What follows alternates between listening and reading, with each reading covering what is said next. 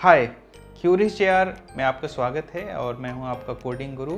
आज हम समझने वाले हैं कि एल्गोरिदम का कंप्यूटर्स में क्या रिलेशन है और उसको हम दो चीज़ से समझेंगे, सॉर्टिंग एंड सर्चिंग से। ठीक है, तो लास्ट क्लास में हमने देखा था कि एल्गोरिदम किसी भी काम को करने का तरीका होता है और वो तरीका बहुत तरह से हम काम कर सकते हैं। हम वो तरीका अपनाने की कोशिश करते हैं जिससे सबसे कम समय में मोस्ट एफिशिएंटली हम वो काम को कर पाएँ।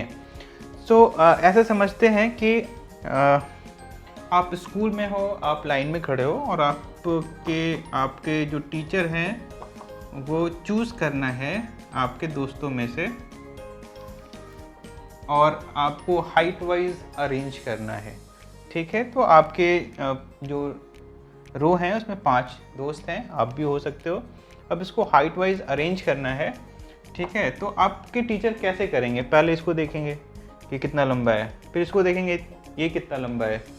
तो इसमें से क्या करेंगे वो कि बहुत तरीके से कर सकते हैं। तो जैसे ये आपका मान लिया कि इसकी लंबाई 1 है, ठीक है, इसकी लंबाई 2 है, इसकी लंबाई 1.5 है, इसकी लंबाई 0.5 है, इसकी लंबाई 3 है। मान लिया, रैंडम यूनिट्स मैंने ले लिया, रैंडम नंबर असाइन कर दिया, जितना ऊंचा उतना बड़ा नंबर है उसको। तो टीचर पहले को देखेगा कि 1 है, तो अभी क्या कर सकता है वो कि अब दूसरे को देखेगा 2 है, तो सबसे बड़े को क्या करेगा, सबसे पहले बुलाएगा। या तो उसके लिए क्या करेगा कि एक बार सबको देखेगा, 1 को देखा, 2, ये 3, ये सबसे बड़ा है, तो 3 को सबसे पहले बुला लिया। फिर स्टार्ट करेगा 1, सबसे बड़ा कौन है, सबसे बड़ा इसमें 2 है, तो फिर 2 को बुलाएगा। फिर देखेगा सबको, फिर क्या करेगा, उसके बाद इसको बुलाएगा, फिर देखेगा सबको, फिर इसको बुलाएगा, फिर इसको बुलाएगा, फिर ये अरेंज हो गया। ये एक तरीका हो गया। तो ये एल्गोरिदम है जिससे आप बड़े से छोटा सॉर्ट कर पा रहे हो। सॉर्टिंग मतलब अरेंज करना एक इंक्रीजिंग या डिक्रीजिंग सीक्वेंस में। तो आप देख रहे हो कि हर बार इस एल्गोरिदम में हर बार उसको एक बार सबको देखना पड़ रहा है। तो इस तरीके को हम मानते हैं मेथड 1। ठीक है, हम एक और तरीका अपनाते हैं। अब मेथड 2 में हम क्या करते हैं कि हम पहले को दूसरे से कंपेयर करते हैं। यहाँ 1 को 2 से कंपेयर किया, जो बड़ा है उसको आगे ले आया। ठीक है, अब हम यहाँ से इसको कंपेयर नहीं करेंगे, अब हम तीसरे को उठाएंगे। तीसरे को हम कंपेयर करेंगे इन दोनों के साथ, पहले वाले से कंपेयर करेंगे, इससे बड़ा है, छोटा है, फिर इससे कंपेयर करेंगे, ये इससे बड़ा है, छोटा है, इससे ये बड़ा है, तो हम इन दोनों को स्वैप कर देंगे। अब हम इसको देखेंगे, अब इसको फिर से पहले वाले से कंपेयर करेंगे, इससे छोटा है, फिर इससे कंपेयर करेंगे, इससे भी छोटा है, इससे कंपेयर करेंगे, इससे भी छोटा है, तो इसको वहीं छोड़ देंगे।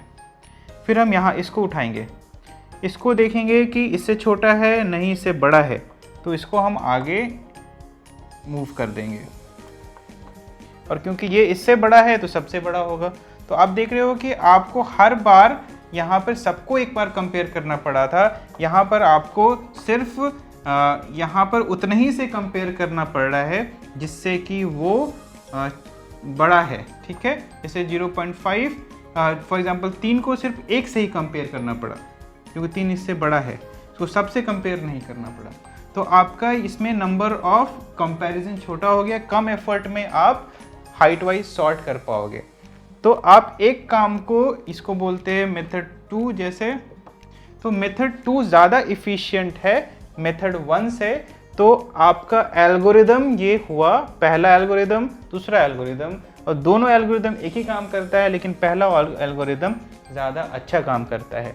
तो इसीलिए हम इस एल्गोरिदम को हम सॉर्टिंग बोलते हैं। सॉर्टिंग के बहुत सारे तरीके हैं और इससे भी अच्छे तरीके हैं। तो ये सॉर्टिंग एल्गोरिदम बहुत ज़रूरी होता है कंप्यूटर के लिए, क्योंकि कंप्यूटर को हर चीज़ को अरेंज करने के बाद उस पर कुछ काम करना ज़्यादा आसान हो जाता है, जो कि अब हम देखेंगे। अब हम देखते हैं कि सर्चिंग। मान लिया कि आप अगेन लाइन में हो। ठीक है, अगेन आप लाइन में हो, आपके 5 दोस्त हैं और आप भी हो उसमें।